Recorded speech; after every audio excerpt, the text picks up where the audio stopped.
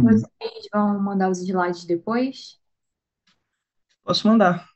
Eu vou mandar também um resumão, que é um resumo que a plataforma do meu curso de residência faz. Aí tem bastante macete também, bom para vocês lerem antes. Ah, legal.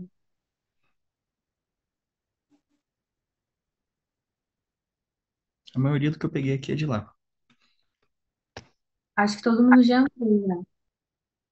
Todo mundo já foi? Vou começar então, tá? Primeiramente, boa noite. Para quem não me conhece, eu sou o Heitor, sou do 12º período, sou monitor aí de saúde da mulher 1, gineco, né?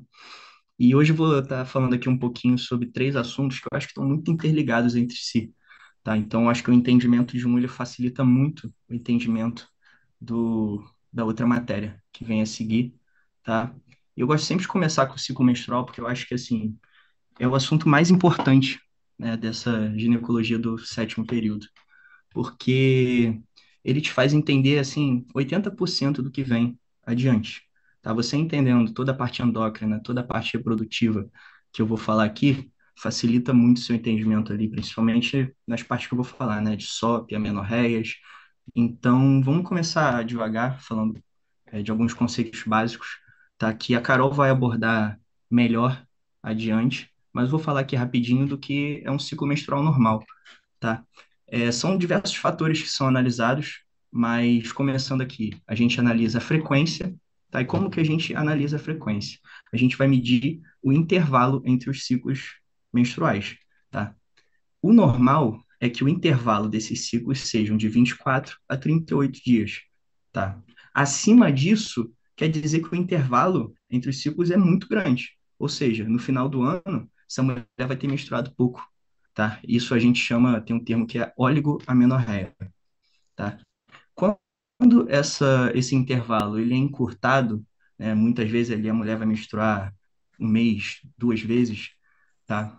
Abaixo de 24 dias, a gente chama de polimenorreia. Em relação à duração, o normal é que uma menstruação ela dure até 8 dias. Quando passa de 8 dias, quer dizer que a mulher ela teve uma maior perda de sangue, tá? A gente chama de hipermenorreia. Hipermenorreia também pode ser caracterizada ali pela perda de mais de 80 ml de sangue, tá? E quando é o contrário, né? Quando dura ali pelo menos até 3 dias, a gente chama de hipomenorreia, tá? Ou 30 ml de fluxo. Em relação à regularidade, o que que a gente analisa? Pega o menor ciclo menstrual dessa mulher, tá? Ciclo ovariano dessa mulher, e compara com o maior ciclo ovulatório dessa mulher. Se houver uma variação de mais de 8 a 10 dias, quer dizer que esse ciclo seja irregular, por exemplo. Em um mês, o ciclo dessa mulher dura aí 25 dias, no outro mês dura 36, tá? Então, assim, isso caracteriza como uma irregularidade menstrual. Em relação a volume, né, tem um conceito que é um termo que se chama menometrorragia, que aparece muito, tá? Nas provas, aparece muito aí na sua matéria. Que o que que quer dizer menometrorragia? Muito comum lá nos miomas, a Carol vai falar melhor sobre isso com vocês. Que a menometrorragia é basicamente a mulher, ela menstrua muito durante o ciclo menstrual, né? Durante o ciclo normal dela, ela menstrua com maior fluxo, caracterizando uma menorragia, e ela sangra fora do período menstrual, né? Caracterizando a metrorragia, tá? Então é menometrorragia. Metrorragia é o sangramento fora do ciclo e a menorragia é o sangramento excessivo. Menometrorragia é uma mulher que sangra muito durante o ciclo e sangra fora do ciclo também. Muito comum no mioma submucoso, principalmente. Carol vai falar um pouquinho melhor sobre isso depois. Aqui tudo que eu falei está escrito e para começar, vamos usar o eixo hipotalâmico hipofisário como nosso ponto de início para o ciclo ovulatório, tá? Como vocês já sabem, o eixo ele é dividido em quatro, tá?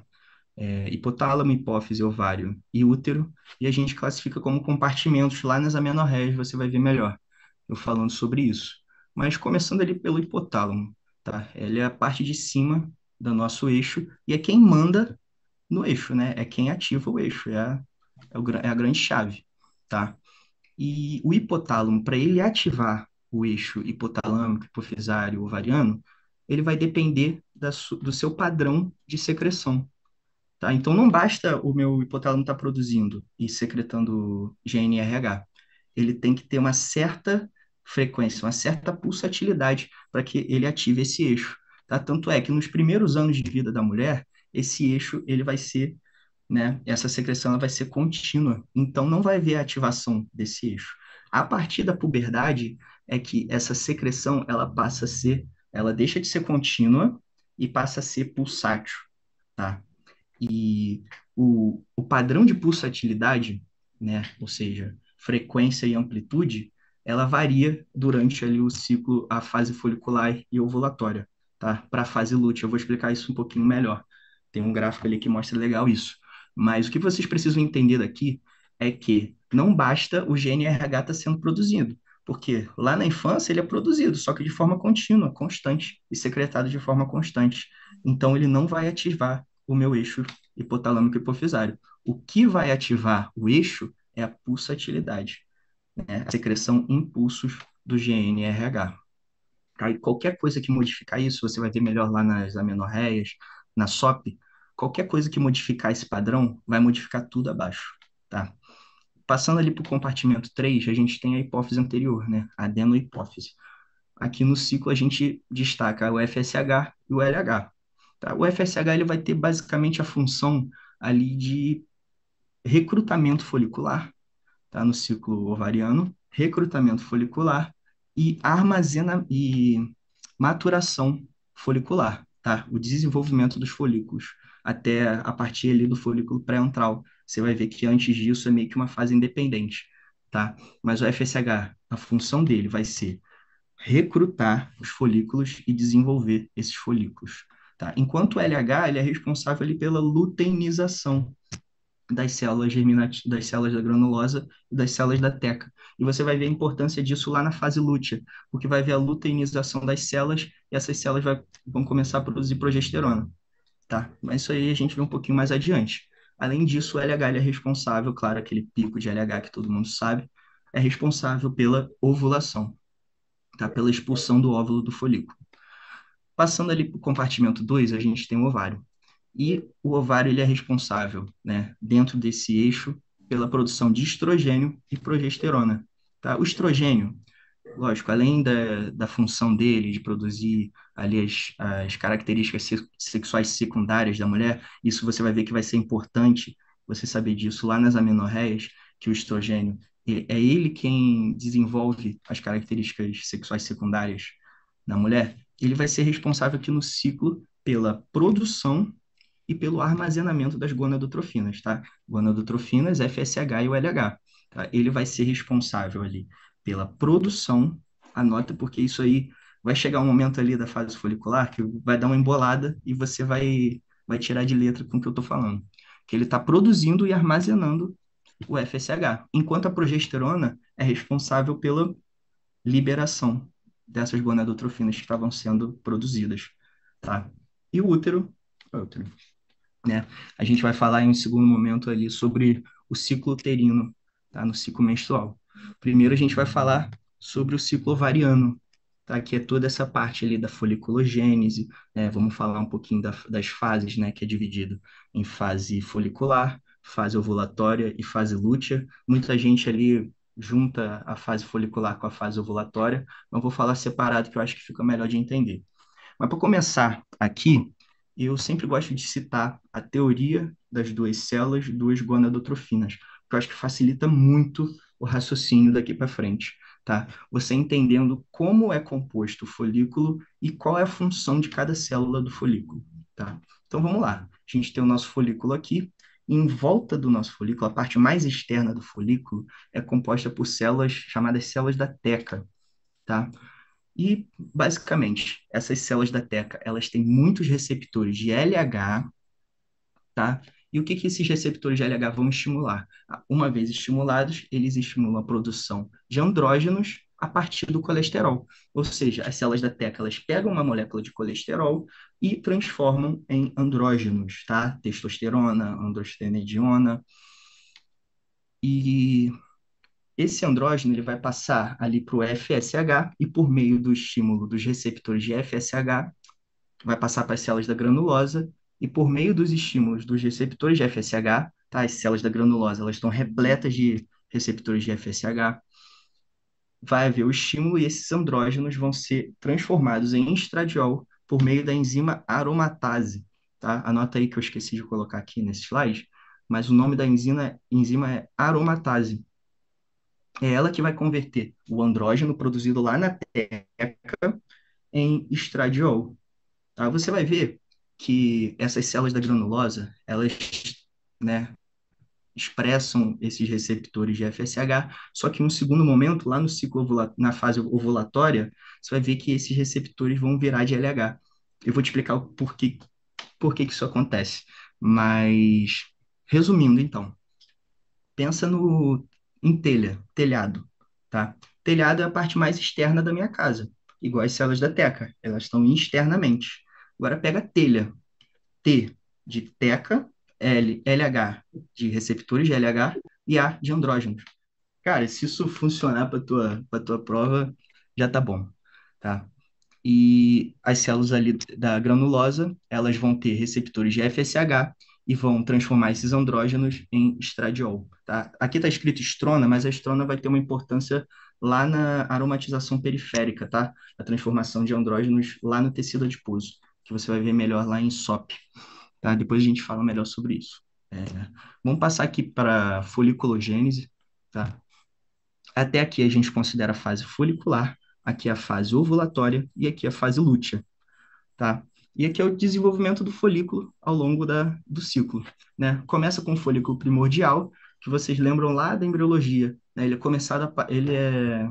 Ele é iniciado ali a produção dele a partir da oitava semana de vida intrauterina, né? Ele começa ali a ser produzido por meio de mitose a partir da oitava semana, chega da 16ª ali em torno, mas assim, atinge o seu pico na 20ª semana, atinge o seu pico de quantidade de células germinativas, de 6 a 8 milhões de células germinativas. Isso na vida inteira da mulher, tá? É o ápice da produção de células germinativas. Leia-se óvulos para facilitar, né, você na hora da prova, né? Que quando é a fase que a mulher mais tem células germinativas, mais tem óvulos? É ali, em torno da 20ª semana de vida intrauterina. A partir dali, essas células elas entram em meiose e param lá na prófise 1, a ponto que no nascimento essa mulher vai ter aí em torno de 1 a 2 milhões de óvulos, tá? A reserva ovariana dela. Chega na puberdade, né, muito desses óvulos entram em atresia, muitos desses folículos eles entram em atresia, a ponto de que ali a partir da puberdade, né, no início da vida reprodutiva da mulher, a mulher vai ter aí em torno de 400 a 500 mil óvulos, a reserva ovariana da mulher. E tem umas questõezinhas um pouco mais chatas, né, um pouco mais maldosas, que falam assim, quantos ciclos reprodutivos a mulher tem, quantos ciclos ovulatórios a mulher tem ao longo da vida reprodutiva, né? E assim, vou te falar que a cada ciclo ovariano, né, a cada ciclo ovulatório, essa mulher perde em torno de 1.000 folículos, tá? 1.000 óvulos.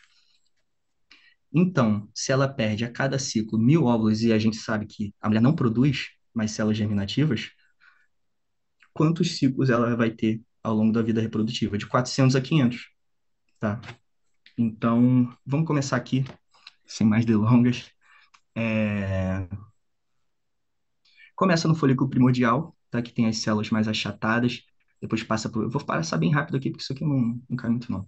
Folículo primário, as células viram cuboides a partir do folículo secundário, né? Começa a formação ali das células da teca, lembra teca, telha, em volta, né? As células da granulosa, elas ganham mais uma camada, então são duas camadas de células da granulosa, só que a partir do folículo pré-antral, o FSH começa a agir, tá? E como é que esse FSH vai agir? Por retroalimentação positiva, tá? Então, assim, essas células da granulose, elas começam a expressar receptores de FSH e quanto mais esses receptores são ativados, né, por meio da ação da FSH, mais receptores essas células da granulose vão ter, a ponto de que o FSH está ali agindo, está aumentando a quantidade de receptores. E o folículo dominante nada mais é do que o folículo que mais desenvolveu receptores de FSH. Por quê? Lembra lá das células das duas células dos gonadotrofinas. O FSH lá está estimulando a produção de androgênio e estrógeno, né? E estrogênio, estradiol. E esse estradiol está sendo produzido junto com uma proteína chamada inibina B. Tá? É importante que seja B porque tem a inibina A também. A inibina A ela vai ser produzida lá pelas células do corpo lúteo. Tá? After ovulation, before ovulation. Não tem nada a ver com ordem alfabética, não. E aí, essa inibina B, junto com o estradiol, vai fazer um feedback negativo lá em cima na hipófise, né? Ó, esse gráfico aqui mostra melhor. Ó, o FSH está estimulando a produção de estradiol. A produção de estradiol está aumentando, chega um ponto que a produção de estradiol ela chega no seu ápice e a quantidade de FSH é mínima. Ou seja, o folículo que mais desenvolveu receptores de FSH é o que vai sobreviver. O resto vai tudo entrar em atresia, porque não vai sobreviver. Tem pouco FSH, irmão.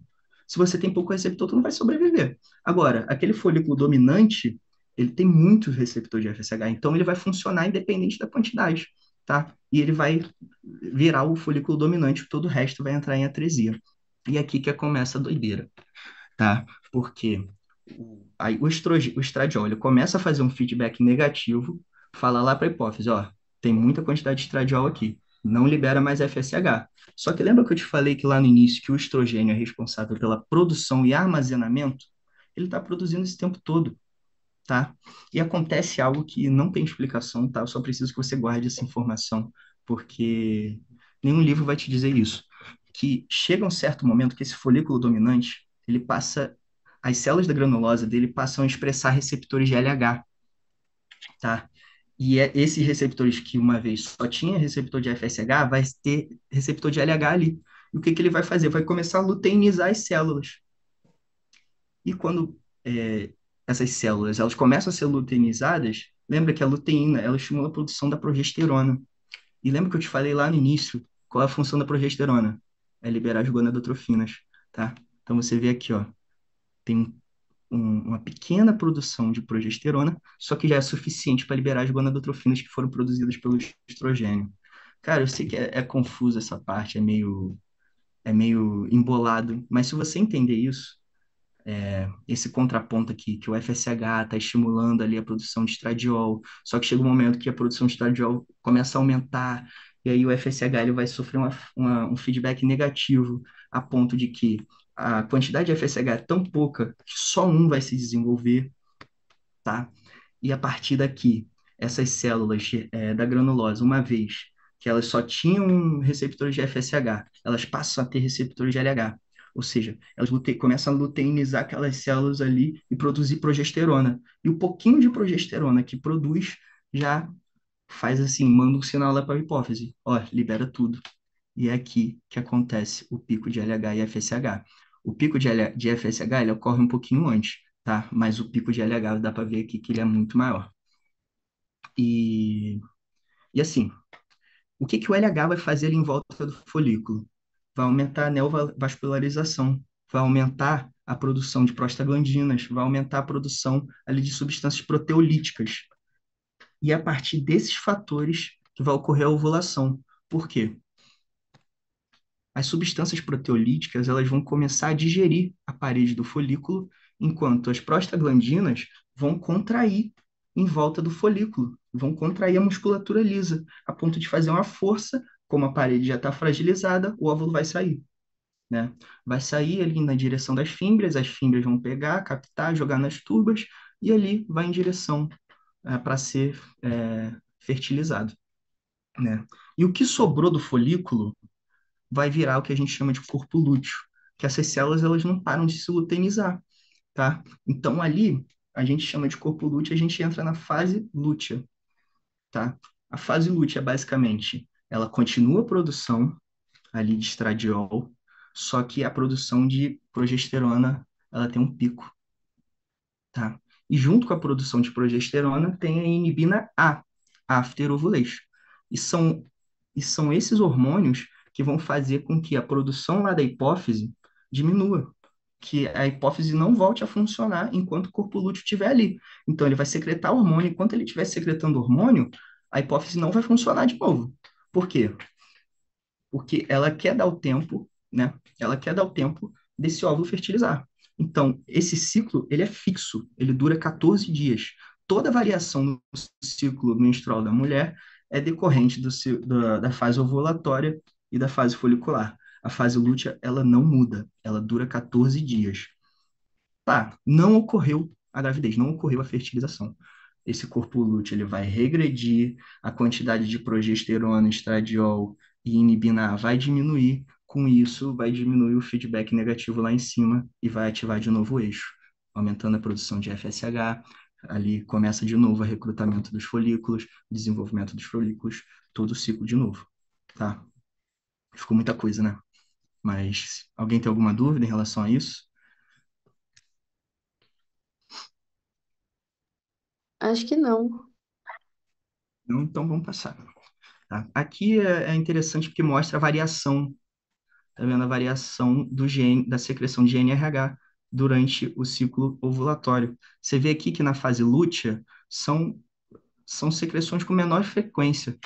E, assim, quando quando eu estou na fase lútea, né? A mulher está na fase lútea, o GNRH ele vai ter uma maior amplitude, né? O padrão de secreção vai ter uma maior amplitude e menor frequência.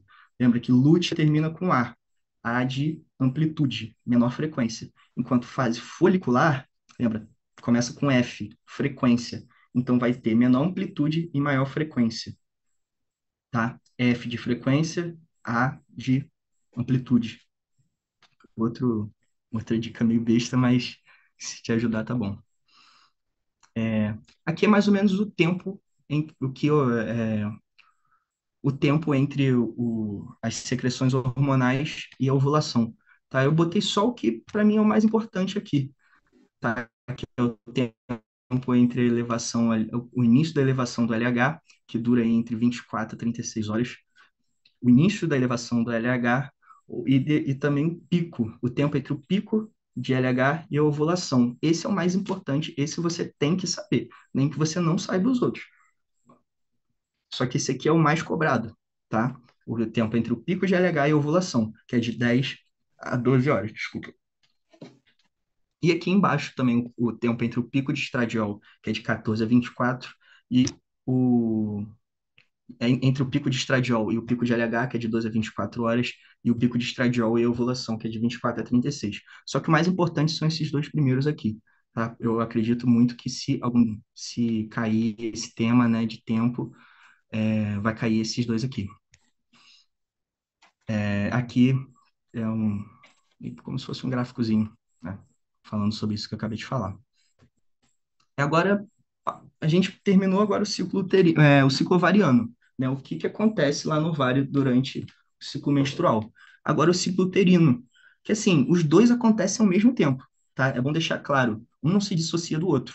Por isso, é bom sempre relacionar uma fase com a outra, que facilita o raciocínio, tá? Tem até esse slide aqui, que eu relaciono uma fase com a outra. Aqui é basicamente a estrutura do endométrio, tá? Aqui é o extrato basal que ele vai se manter mesmo após a menstruação. Então, essa lâmina aqui de endométrio é basicamente o que se mantém ali na ultrassom após a menstruação. E esse extrato funcional é o que modifica durante o ciclo ovariano, durante o ciclo ovulatório, por meio da ação, né, do estrogênio e da progesterona. É só isso que se modifica. Essa parte aqui ela se mantém após menstruação. As características da ultrassom, que é basicamente isso aqui que cai em prova, tá, gente? Assim, vai te dar ali uma descrição de ultrassom, né? E vai pedir para você caracterizar em qual fase do ciclo uterino essa mulher tá. E aqui eu relacionei é, uma fase com a fase lá do ciclo ovulatório, tá? Na fase proliferativa, né, que é ali na fase folicular, ela acontece simultaneamente na fase folicular, o endométrio ele vai sofrer a ação do estrogênio, tá? Ele vai estar num período ali de multiplicação celular. Então, o endométrio, normalmente, ele vai ter em fases, de construção diferentes, por isso que se chama endométrio trilaminar. Então, sempre que você vê uma característica de ali uma ultrassom com um endométrio de aspecto trilaminar, você já pode marcar sem ver fase proliferativa, que é a fase do estrogênio, tá? Fase folicular tem ação do estrogênio, então vai ser uma fase dependente do estrogênio. Enquanto a fase secretora, ela entra dentro da fase lútea, tá? Que é a fase dependente da progesterona. Então, quem vai fazer as modificações ali em manter o epitélio ali vascularizado, né, aberto, pronto para receber ali o óvulo fertilizado, vai ser a progesterona que vai preparar esse endométrio, tá? E na descrição da ultrassom vai dar o epitélio espesso e uniformemente ecogênico. Lembra que eu te falei que lá na fase proliferativa o endométrio ele vai estar em algumas tem as diferenças ali entre estágio de maturação, na fase secretora ele já está uniformemente ecogênico. E na fase menstrual vai ter aquela faixa fininha que eu tinha falado para vocês, tá? Que seria o extrato basal. É isso que vai aparecer na ultrassom da fase menstrual. Faixa fina e ecogênica. Ou seja, esses capilares aqui, né, da artéria espiralada, eles vão fazer um vasoespasmo a ponto de diminuir a quantidade de sangue que chega ali naquele endométrio, que está nutrindo aquele endométrio, e esse endométrio ele vai entrar em necrose, em processo de isquemia, até ele descamar e sair. Isso que é a menstruação, né? Então, é basicamente isso, gente, o ciclo uterino, tá? Pega esse slide, lê esse slide com carinho, que é isso que vai aparecer na sua questão. Endométrio trilaminar, epitélio espesso e uniformemente ecogênico. Você já vem e marca a fase secretora, fase proliferativa. Ou então se perguntar qual é o hormônio que age nessa fase. Fase secretora, lembra lá, que é a fase depois, tá? É a fase da progesterona, tá junto com a fase lútea. Enquanto a fase proliferativa é a fase dependente do estrogênio, então vai ser na fase folicular. E aqui eu não sei nem se ele falou sobre isso, mas é porque cai muito em questão também, pelo menos em questão de residência. É a parte aí das alterações do muco cervical, que é muito fácil também, tá? Só você lembrar ali que a fase folicular, tudo com F, tem um muco fino com capacidade de filância. Tá? Filância é a capacidade de, enfim, é um muco fino, tá? E sempre vai falar isso aqui, ó, folhas de samambaia. Quando você vê essa porra aqui na prova, fase folicular, muco cervical, fase folicular, né? É a ação do estrogênio ali no muco do colo. Enquanto na fase lútea é um muco espesso e viscoso por conta da ação da progesterona, tá? E aqui eu coloquei algumas questõezinhas. Se alguém tiver alguma dúvida antes disso, quiser tirar, pode falar, tá? Mas aqui eu coloquei algumas questõezinhas para mostrar a minha linha de raciocínio. A gente resolve junto, que eu acho que é uma boa maneira de tirar dúvida também. Então, eu vou começar aqui. Durante o ciclo menstrual, a aparência histológica do endométrio se modifica significativamente.